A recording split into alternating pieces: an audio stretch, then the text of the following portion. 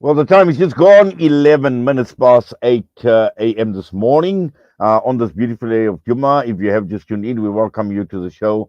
And we kick off this morning. And yesterday we heard there was intense discussion on a number of social media groups, on WhatsApp groups in particular, about King Salman inviting Cyril Ramaphosa for a state visit to Saudi Arabia. And this was a much discussion point regarding Saudi Arabia investing, looking at South Africa in the energy sector. But the whole issue about Hajj had actually come up as part of the discussions that have been taking place. And people are hopeful that Cyril Ramaphosa will request an increase in the South African Hajj Quota. Now, I'm not too sure whether that is the case, but we know this has been a major talking point for a long time with regard to the quota. And just to get some thoughts on this particular issue and, what the president should be raising, we're joined by the chairperson of the South African Travel and Hajj Operators Association, Sedick Steenkamp. Well, Sedick, assalamu alaikum wa rahmatullahi wa barakatuh. Jummah Mubarak to you. Alaikum salam wa rahmatullahi ta'ala wa barakatuh, brother Inayet. Jummah Mubarak to you, everybody in the studio, and of course, all the listeners of Salam Media. Yes, obviously, as Muslims, when we talk about Saudi Arabia, we associate ourselves with Hajj and with Umrah, and it's always been a talking point. And also, at the same time, there's been a lot of focus on the government as far as Turco is concerned. What is the government actually doing for the South African Muslim community, particularly when it comes to the Hajj and Umrah space, and to a large extent, we know it's been left to organizations like our Hajj regulator, SATHOA, to carry out these negotiations.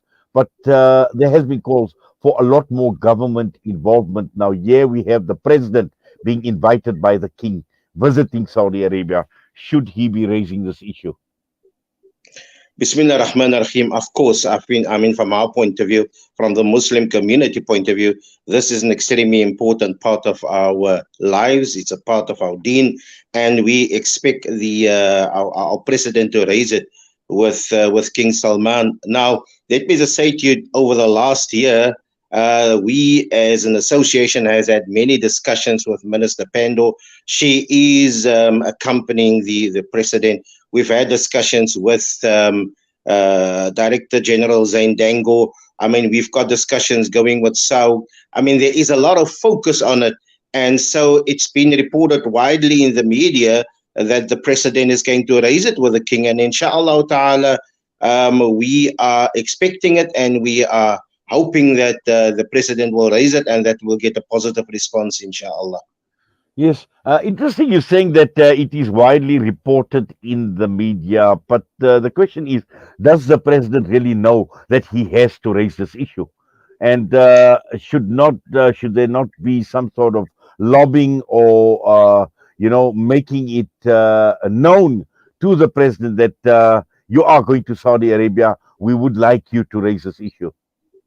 Let me also say to you, from the SATHOA point of view, we have lobbied, various government members, and we're hoping that the message will go through to the president to raise the issue. And so, inshallah, with our minister, our director general, they are all Muslim. They are aware of the issue, and we're hoping that the message would have gone through to the president to raise it. So, from a lobbying point of view, there is lobbying going on from various organizations. And inshallah ta'ala, let's hope for a positive outcome. Yes, Sedick, I know we are remaining hopeful that this message would go through.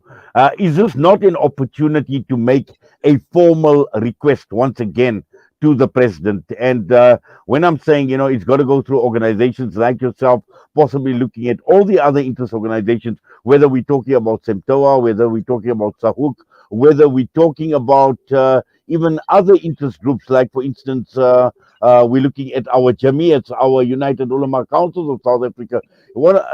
At this point in time, if it comes from different quarters, it will be a reminder, and it will be something that will stick out in the president's mind, or even the Naledi Pandor, that, listen, we are going, this is what the Muslim community has requested, and we are coming to you, King Salman, with this message. Yes, I think, perhaps, from an organizational point of view, we should have pushed to be part of the delegation, because business is part of the delegation. And I'm not sure which of the Muslim organizations have been invited to accompany the president. But this is certainly something that I think, should have been on too long ago. But, we've only heard about it recently, and perhaps too late to get onto the delegation. But yes, it's something that must bear focus. But it's not too late for us to make more representation, which we are going to make, because the state visit begins, what they say, the 15th and 16th. So inshallah, there is still time to make the various submissions to our minister, especially our international minister. Yes, as the saying goes, strike while the iron is hot. And what, bigger moment could there be? What opportune moment or bigger opportune moment can there be just before the president is actually due to visit? So it sticks out like a sore thumb. Yes, absolutely. I know that in previous visits, our previous presidents, I think President Zuma at the time, and even our President Ramaphosa that had visited Saudi in the past, I'm not sure whether it'd been raised, but even at that time, we've also asked for the quota issue to be raised. However, we didn't get any positive feedback at the time.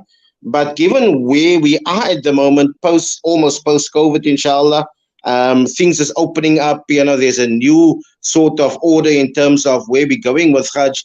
I think it's a massively important moment and opportunity to raise these issues with the king, directly with the king. Yes, because the one issue that is coming up over and over again is looking at the waiting list at this point in time, where we know with COVID had obviously made the situation even worse, and where previously we had a waiting list of between 5 and 8 years, this has now looking at what, close to 16 years, according to some reports, as far as the backlog is concerned. Yes, of course, with the last 2 years, 3 years, I mean, last year we had a smaller quota, which of course was understandable, but the previous 2 years we have we didn't have Hajj. The list is getting longer and longer of people wanting to go. So inshallah ta'ala, it is a good opportunity to see whether we can move into that backlog and get more people away for Hajj, inshallah. Yes, and also I think if one goes by the example of Saudi Arabia and its relationship with other countries around the world, particularly looking at countries like the UK and the United States of America, and certain countries where there are, government to government representations that have been made. Where in the past we've seen even a country like the UK enjoying more than what is actually allowed in a quota. And I'm sure that looking at the diplomatic relationship between the countries, this can be negotiated, Sedick.